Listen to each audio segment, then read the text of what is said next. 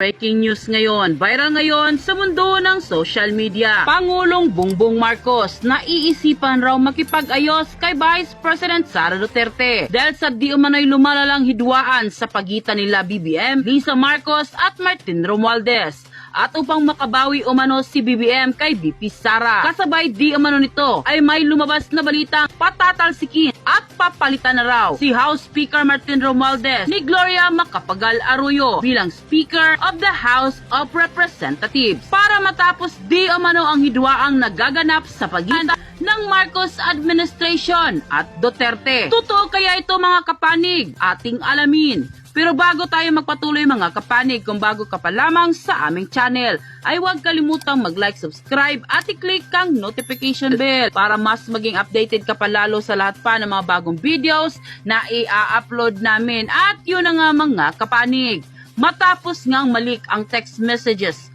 para sa mga kongresista ni Pangulong Bongbong Marcos na ipatitigil ang anumang usaping impeachment para sa pangalawang Pangulo na si Sara Duterte.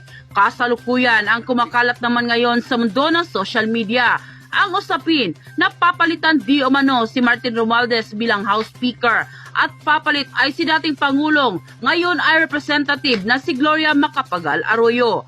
Ayon pa nga sa maraming sa ating mga kababayan na kung